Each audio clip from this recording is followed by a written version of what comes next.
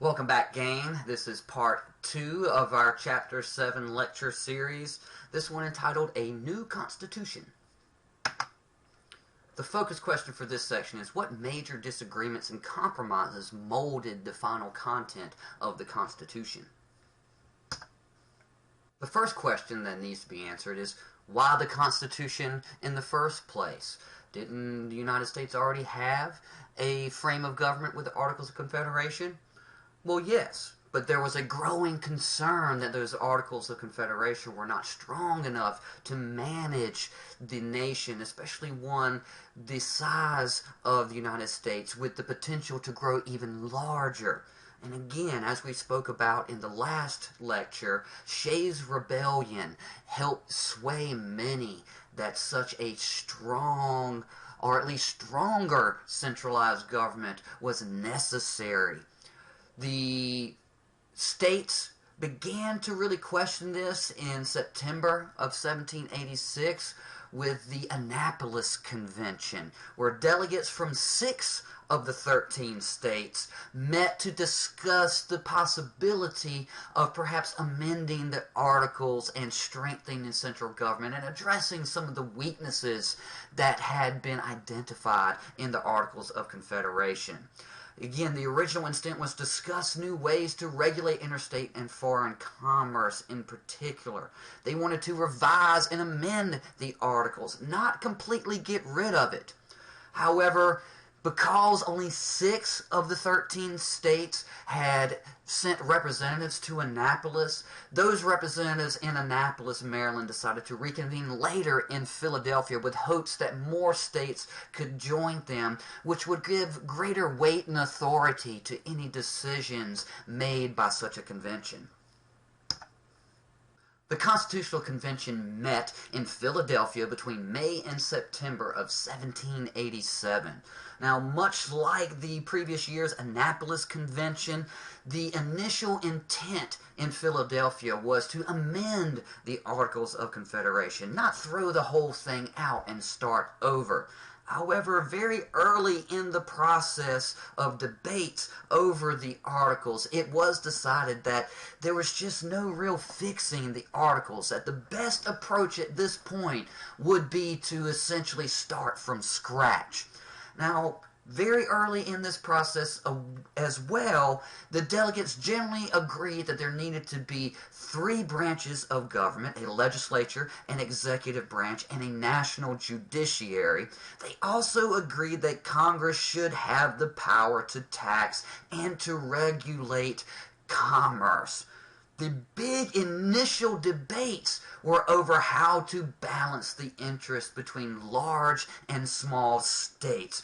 Would larger, more populous states be able to essentially exert their will and run roughshod over smaller, less populous states? How would the rights and interests of those smaller states be protected under a more centralized federal government? Well, 2 plans were initially proposed to help address some of those issues. The first was the Virginia Plan, which proposed for a 2-house legislature with a state's population determining representation in those legislatures. And there was the New Jersey Plan, which called for a single-house Congress with 1 vote per state. Now, neither one of these plans in and of themselves satisfied all of the delegates. So therefore, initially an impasse was at hand. This impasse led to the first of several compromises in the Constitutional Convention, this one known to historians as the Great Compromise. The Great Compromise entailed the creation of 2 houses of Congress. The Senate, which would be the uppermost house, would have 2 members per state elected by their respective state legislatures for 6-year terms. There was no direct election by the people of senators senators under this plan. And this really reflected the interests of the more elite citizenry, especially those Federalists who feared the more democratic impulses of the general population. Of the Senate, with 2 members per state, also helped to balance out the power between large and small states and equalize that more across the board in the Senate of Congress. Then, of course, the lower house of Congress was the House of Representatives, which, according to the Great Compromise, was apportioned according to population and elected directly by the people for 2-year terms. And this reflected the more democratic impulse in American politics and also protected the idea of at least some democracy as fundamental to Republican government. Despite the enshrinement of that democratic impulse within the structure of the House of Representatives, the new Constitution generally favored limits on democracy and that democratic impulse, to rein it in, to keep it in check. The new structure was certainly less than democratic. There was no direct election of federal judges, and to elect the president, they established the Electoral College. The delegates generally did not trust ordinary voters to select the president. So in these early days, the Electoral College were not beholden to individual voters at all. These electors were selected by the state legislatures and then could decide amongst their own conscience who they thought the best person for president among the candidates would be. The Electoral College did, however, prevent more populous areas from dominating the selection of president. It avoided the potential of candidates honing in on particular pockets of large populations and ignoring the rest of the electorate. It forced the candidates to form broad coalitions between populous and less populous areas and helped to ensure that the interests of those less populous areas, the minorities, would not become beholden or in thrall to the whims of the majority or those more populous areas. According to the Electoral College, the most votes equaled the election to the presidency, and the second most votes equaled the election of the vice president. The president and the vice president did not run in tandem on the same ticket at this time, and this method of selecting the president would pose problems very quickly on in the first few elections, especially after George Washington stepped down after his second term.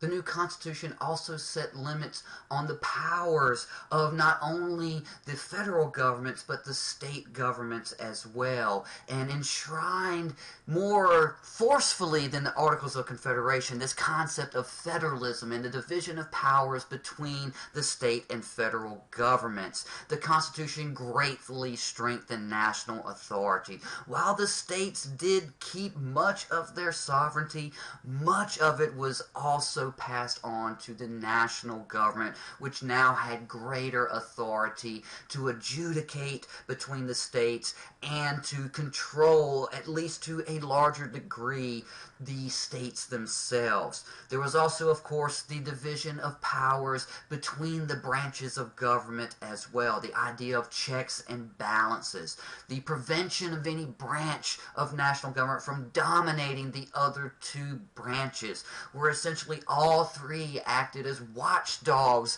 over the other two to ensure that none of them grew too powerful and could essentially control the government.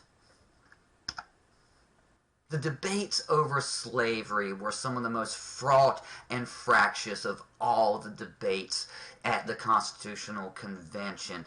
The issue of slavery was, even at that time, a very thorny issue, and the ideals unleashed by the American Revolution very much conflicted with the institution of slavery and left many Americans very uncomfortable about the continuation of the institution in the United States.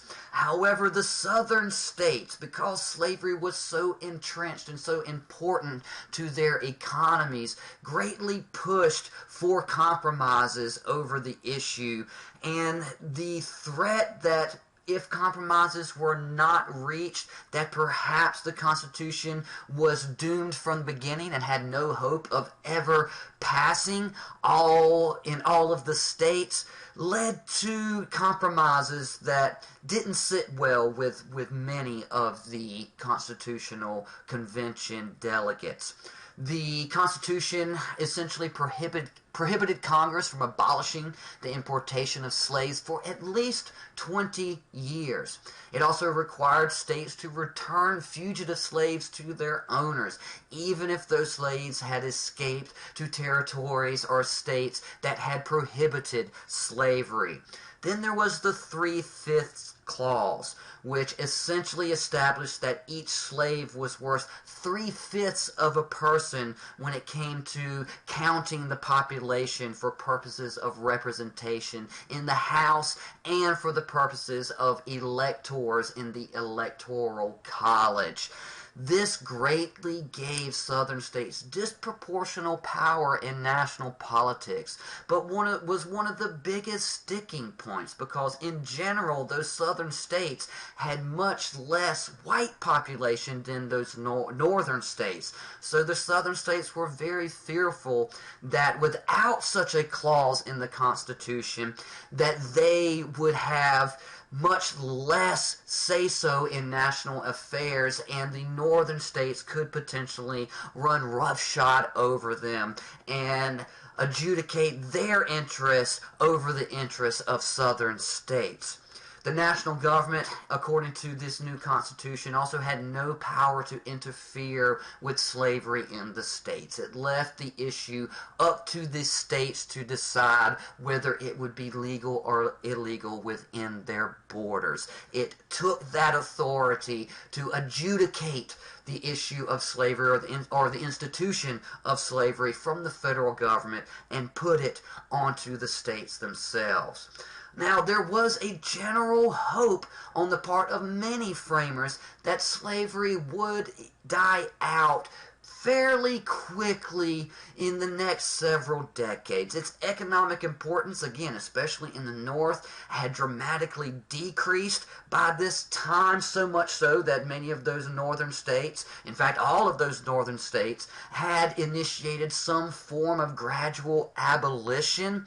And in general, the economic theories and paradigms were shifting broadly around the world towards more wage labor. So there was this idea that slavery was in its death throes anyway, and that these compromises would ultimately prove to be not that significant because the institution would eventually die out anyway.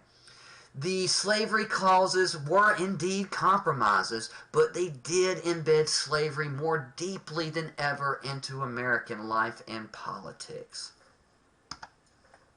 After about 5 months of very intense debates in Philadelphia, the Constitution was finalized and approved by a majority of the delegates. There were a few dissenters that refused to sign the document because they still had severe issues with it. But the majority of delegates did sign it, and the document was then sent to the states to be ratified. The Constitution in general made possible a stronger economic market and a stronger central government. It really did address most of the issues identified as problematic with the Articles of Confederation.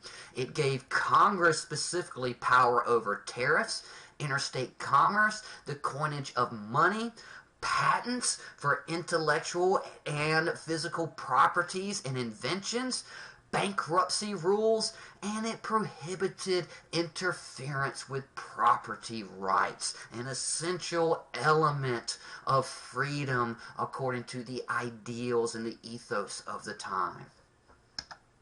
Concludes part 2 of our Chapter 7 lecture series. As always, study hard, and I'll see you soon.